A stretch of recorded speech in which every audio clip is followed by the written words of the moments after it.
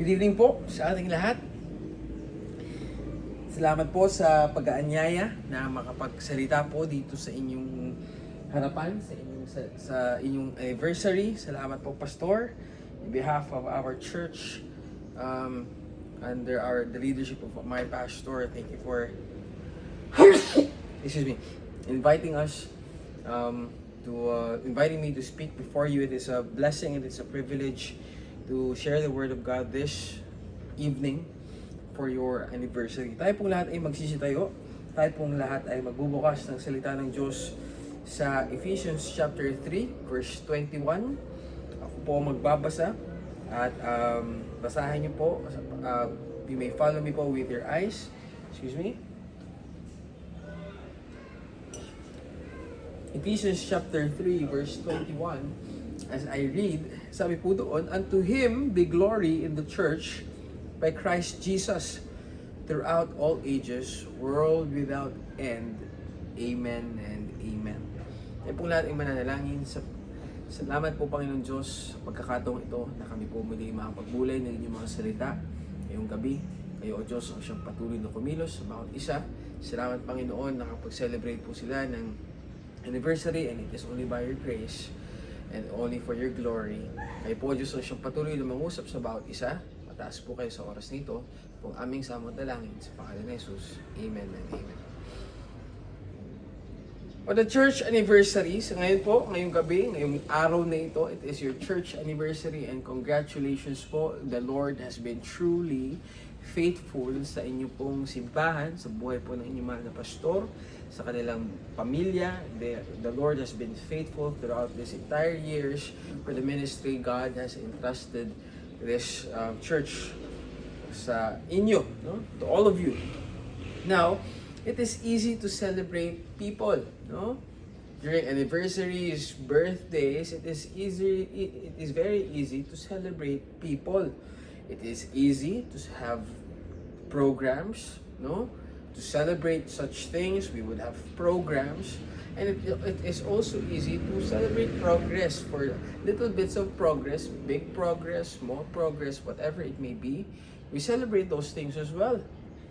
But this verse that we have read in Ephesians chapter 3, verse 21, ito po ay binabaling ang ating focus, kung saan mabaling ang ating focus doon sa pinaka matinding purpose ng simbahan. Why the church is celebrating anniversary? What is the purpose? Is it just for food? Is it just for fellowship?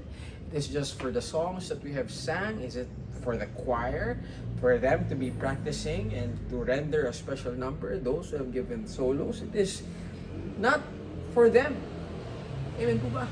It is ultimately for the glory of God. The ultimate purpose of the church is the glory of God. The glory of God we have accomplished through our Lord and Savior Jesus Christ. And of course, the Lord has sustained us throughout of these years. It is the Lord. At hindi po yung kalakasan lamang po natin, not through our efforts. No, sa atin pong nabasa sa Ephesians, ito po yung sinulat ni Apostle Paul, where we are reminded na ang simbahan, it exists not for itself. Ang simbahan ay hindi po nabubuhay at hindi po nananatili para sa kanyang sarili, pero ito po ay nabubuhay para po sa kaluwalhatian ng ating Panginoong Diyos. Point number one is the purpose of the church. Sabi nga po sa ating binasa, "Unto Him be glory in the church." The purpose of the church is what? To glorify God. And this is the purpose why we are celebrating this wonderful program that you have, the anniversary, the church that God has provided, the property, the building, yes, the music, facilities and whatnot. But ultimately, God's glory is to be seen in our lives. In 1 Corinthians chapter 10:31, it says, "Do all for the glory of God." We do such things, we do this for the glory of God alone. Now in Matthew chapter 5 verse 16, it says, "Let your light so shine, no, that they may see your good works and glorify your Father, your God, which is in heaven." And this is our ultimate purpose. No? Church is not, this is not only mga minamahal, a clique, an institution, or a group, or an organization. Ito po ay, it is a spiritual body designed. Ito po ay naka-disenyo para mag-glorify ang pangalan ng Panginoon, ma-display ang kaluwalhatian ng ating Panginoon. Sa lahat po ng nakikita natin sa oras na ito, everything inside of this church, everything the church does, everything the church do, sa programa, sa soul winning, and all of its programs, preaching, singing, giving, serving, ushering, all of its ministry, all of these things must point to Christ and not you. Your light shines because of the light that was given to you by Jesus Christ. Now, if a church grows, kunyari, ito, tulad po ng inyong simbahan, while ang simbahan niyo po ay lumalaki, no? In physical size, no? But yet, hindi po nabibigay ang glory para sa Panginoon. Ito po yung walang kwenta. Na-miss niyo po yung tunay na purpose ng simbahan kung bakit tayo nagpapatuloy. Ang kaluwalhatian po ng Panginoon, ito po ay nakikita sa mga buhay na nabago, buhay na na-touch ng salita ng Diyos at nagkaroon ng pagbabago, and it's only by the power of the Word of God. Ang kaluwalhatian din po ay nakikita po dun sa unity ng mga mananampalataya na nanatili, ini-encourage ang bawat isa, hindi nagbabakbite sa bawat isa, but yet encouraging each other to continue to be steadfast in growth, in soul winning, in serving one another, in loving one another. Ang kaluwalhatian din po ng Panginoon ay nakikita sa pagsunod ng may buong pananampalataya sa kanyang mga salita. Faithful obedience to the Word of God. Now, kaya alamin po natin bakit natin itong mga ginagawa. Ngayon, tulad po ng ating example, lahat po tayo may salamin sa bahay. Ang salamin, ito po yung walang ilaw. Ito po yung isang bagay lamang. It reflects the light. It bounces off the light. No? If it is clean, kung malinis tong salamin na ito, yung reflection magiging clear. If it is dirty, yung salamin ay madumi, no? Yung reflection din ay hindi malinaw. Tulad yung mga CR sa banyo na hindi na napupunasan. Ngayon, ang simbahan po ay it is meant na maging mirror ng kaluwalhatian po ng Panginoon. It should reflect the glory of God. And the church, it is composed by people. So you ask yourself right now, if your life reflects the glory of God. If your life reflects, does my life reflect His glory? Point number 2. Ano pong sabi doon sa ating binasa? Unto Him be glory in the church. Ano po yung sunod na caption doon, na verse na sinabi po doon? By Christ Jesus. By Christ Jesus. Excuse me. By Christ Jesus. Now, tulad din po na sinabi sa John 15 verse 5, without me, without Christ, we are nothing. Kaya all of these things have been made possible because Christ has been with us throughout these years. Throughout these years, Colossians chapter 1:18, Christ is the head of the church. We are the body, the church. No? The church cannot simply glorify God sa pamamagitan lamang po ng mga effort, our humanistic effort lamang. But the church can glorify God through Jesus Christ. How? The church has life. Makikita natin, ang simbahan natin ay may buhay.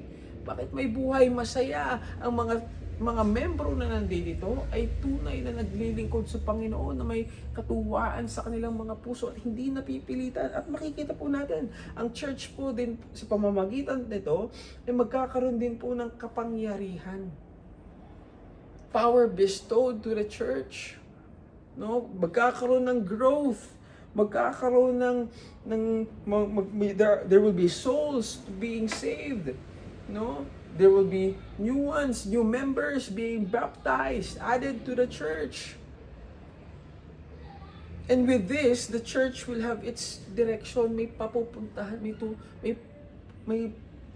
may pupuntahan ang simbahan. May direksyon.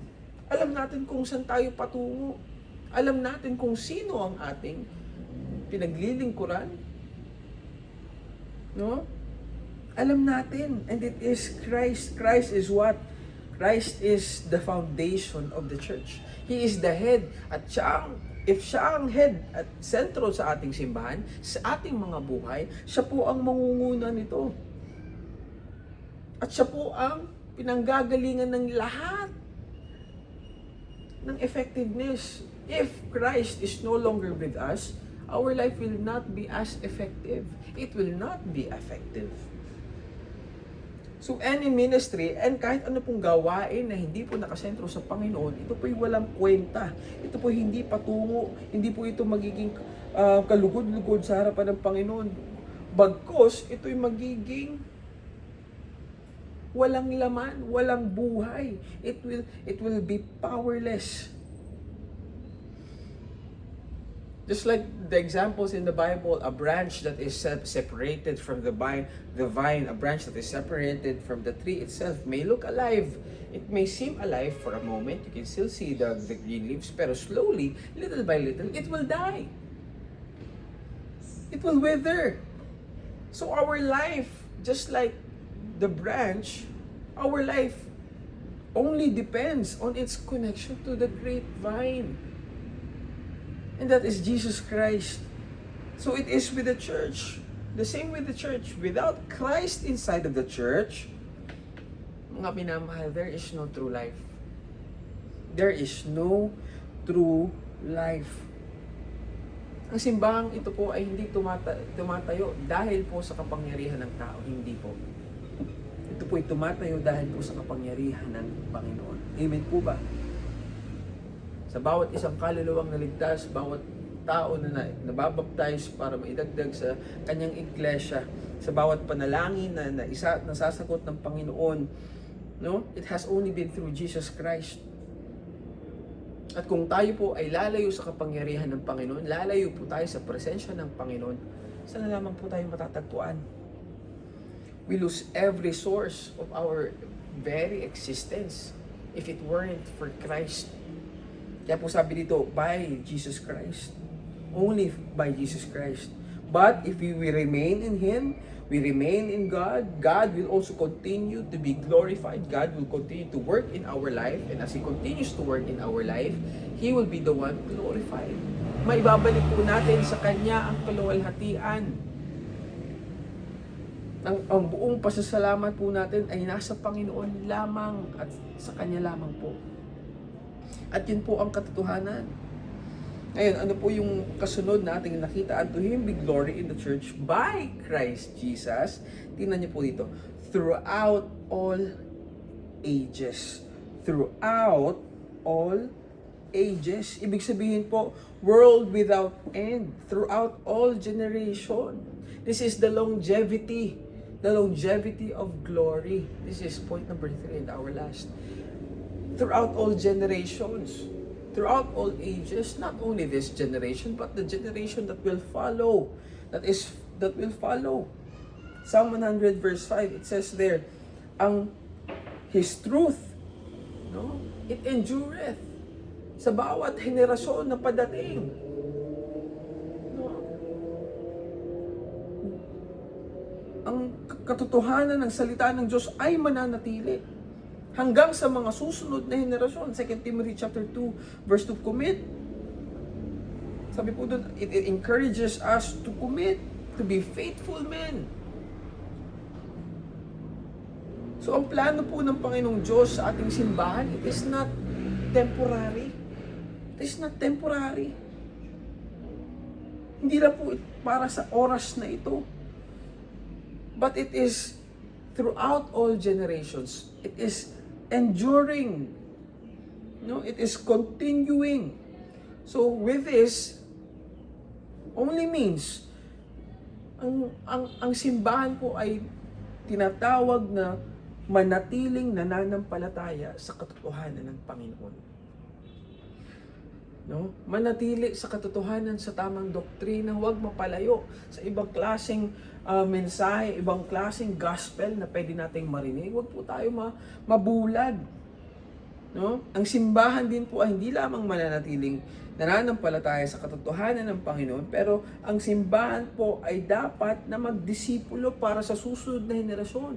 Hindi po porket pinangako ng Panginoon throughout all generations, ito po'y bigla na lang dadating, hindi po. Faith without works is dead. Habang tayo po'y nananampalataya sa katotohanan ng Panginoon, tayo rin po bilang mga mananampalataya ay kikilos para po sa kaluwalhatian ng ating Panginoon.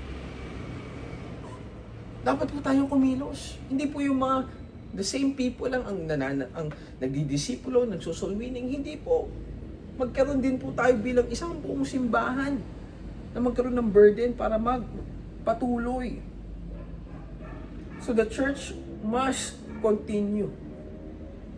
The church must continue its mission hanggang sa bumalik po ang ating Panginoong Jesucristo. Ito po ang tunay. Ang simbahan lamang po, no? Ang simbahan po ay hindi po basta-basta nagse-celebrate ng anniversary para lang mag-throwback sa mga nangyari, sa mga nakaraan. No? Bagkus ito ay dapat ninigurado na ang simbahan ay magpapatuloy for generations to come. Not only to look back, but also to look forward to things that will come for the next generation. It is like a relay race.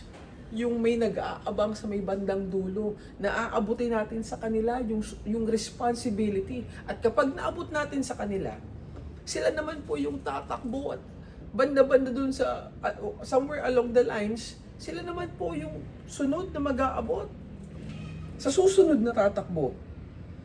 The same is true with us, the church. The church must pass on the truth to the next generation. The next generation. Without compromise, without, no? Yung mag-a-adjust ka ng doktrina ng ating worship, ng ating pag-aawitan, no? Without compromise. But still, we thank God for the past. Without the past, we're not here today with the grace of God. But still, we thank God for the past, pero dapat po naghahanda po tayo sa future.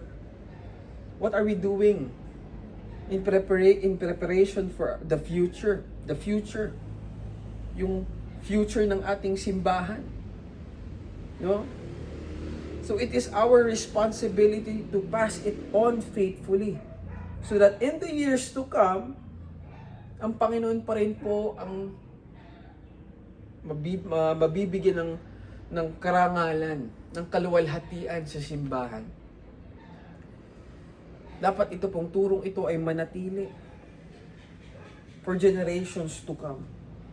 Now, in Ephesians chapter 3:21, it reminds us of these three unchanging truths.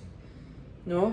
Na ang simbahan ay nabubuhay para sa kaluwalhatian ng Panginoon at ang kaluwalhatian ay naging posible dahil po sa ating Panginoong Jesucristo lamang, at ito po'y dapat magpapatuloy sa mga susunod na mga henerasyon.